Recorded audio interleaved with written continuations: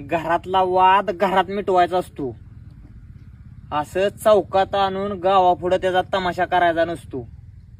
अग आग लावणारी काडी आहे ना, आग लावून जाती, काही क्षणात ती इजून बी जाती.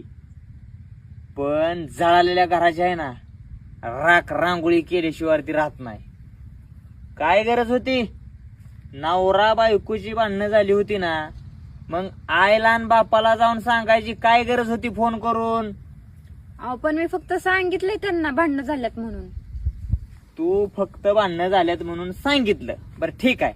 मग एवढा तमाशा घडलाच कसा की तू अगदी घर सोडायला भाग पडलीस? काय म्हणली तुझी आई सांग? बॅग भरून घरी ये म्हणली. बॅग भरून घरी ये.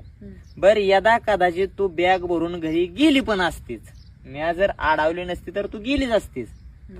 आणि जर मी नसतंच अडवलं आणि मी नसतोच तुला न्यायला आलो आणि मी बी म्हणलो असतो ओलांडलाय ना माझा उंबरा, वळंडू द्या, हिला आजपासून उंबऱ्याच्या आत एंट्री द्यायची नाही, काय केलं असतं तो?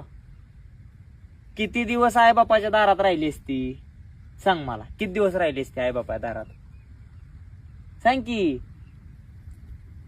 तुला एक सांगतो, नवरा बायकोची भांडणं ह्या जगात असं एक कपल दाखव, एक कुटुंब असं दाखव की त्या कुटुंबात नवरा बायकोची आजपर्यंत भांडणं झाली नाही ती.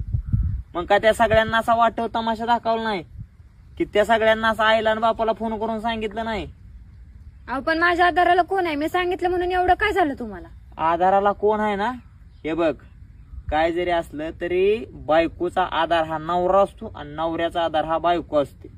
आणि हे बघ, कुठल्या ना कुठल्या कारणावरून छोटी मोठी भांडणं होतच राहतात, नाही असं नाही. म्हणून लगेच बॅग भरून निघायचं नसतं. ह्यानं काय होतं तुला एक सांगतो,